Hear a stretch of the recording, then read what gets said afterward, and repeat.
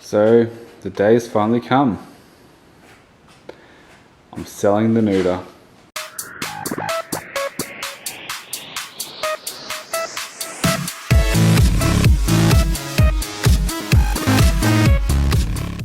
Man, this is a hard decision to make. Part of me really doesn't want to sell this bike. And then obviously a part of me does, because I've listed it for a couple of months now and gone through the process of writing it all up, advertising it, telling everyone how good it is. But I'm really disappointed to see this thing go. Guy's on the way this morning to come pick it up. He's driving all the way from New South Wales, so no short trip. I think he's had to stay overnight. It's actually the guy's dad who's come down to pick it up. He's had to stay overnight, so his dad and his mum are driving down with the trailer to pick it up. And yeah, he's going to take it for a ride this morning. And I know he's going to buy it because it's in really good condition and they've been looking for a while for a good one. So they've come across this one eventually, and that's it. So you're probably wondering, if I say it's such a good bike and I love it so much, why am I selling it? Well, to be honest, I'm sort of scared off of this bike. Based on the history of Husqvarna, and this bike was obviously built at a time when Husqvarna was owned by BMW, which now it's owned by KTM. It's not the same company it was. They don't make the same bikes anymore. They don't have the same technology in their motorcycles, given that this Nuda borrowed a lot from BMW, from the F800 GS. So it's not the bike, it's not the company that it was, and with that, it's no longer got the same support for the Nuda model as it used to. So that sort of makes me concerned long term as far as finding parts for this bike in the future. I'm probably overthinking it, but I tend to do that with all of my bikes. I don't like to put money into something that I feel could sort of bite me in the butt later on. So it's basically where I'm at with this bike. I'm not convinced that parts are going to be readily available in the future, and based on what is available in Husqvarna's price catalogue, it's pretty pathetic, to be honest. I mean, I know I broke the fuel rail, which is up under here, which connects to the throttle body, which pulls fuel from the tank back here. I broke that when I was taking it all apart when I was installing the power commander. And to buy this $20 part, basically, which is a tiny little piece, and it's known to break easily when working on the Nuda, you couldn't purchase that single part from Husqvarna. It wasn't available in their catalogue. However, you could buy that part if you purchased the entire throttle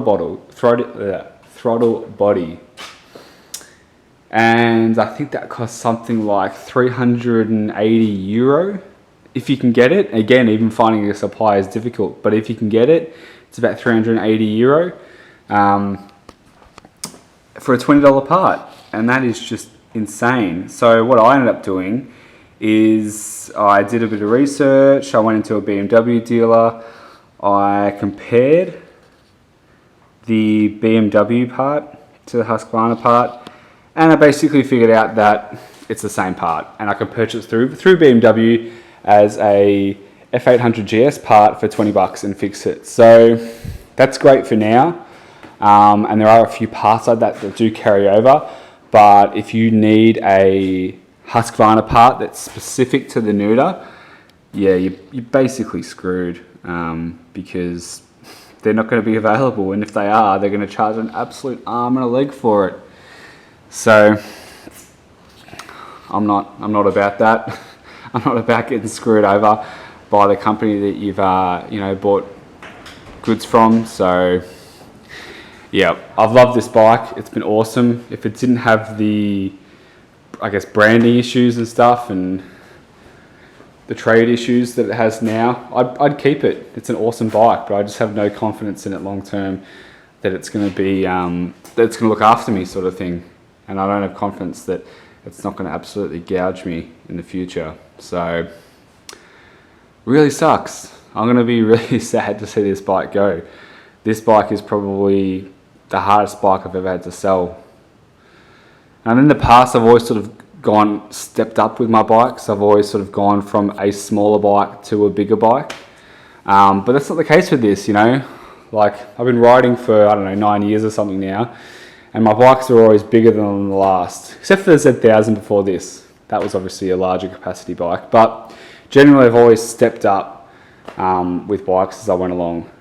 So I've never really missed the one beforehand. But to be honest, I don't really see myself getting a more powerful bike in the future than this one, just a different bike. So I don't necessarily see it as an upgrade. I'm more or less just moving this on because I don't want to get stung.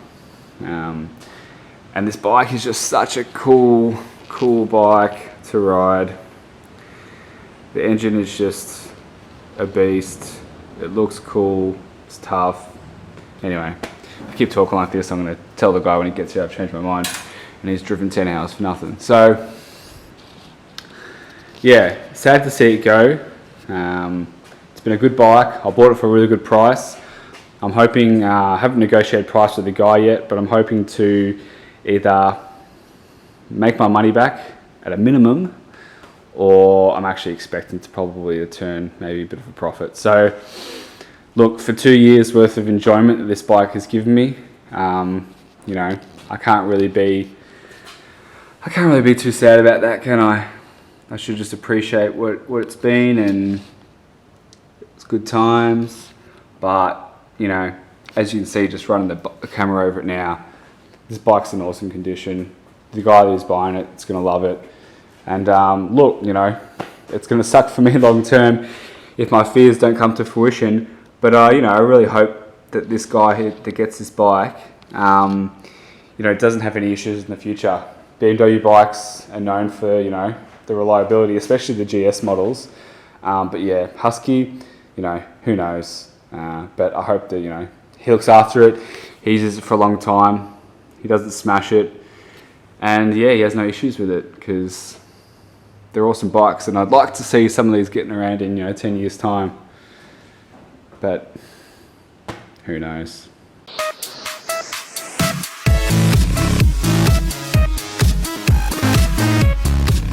And there's the RVF.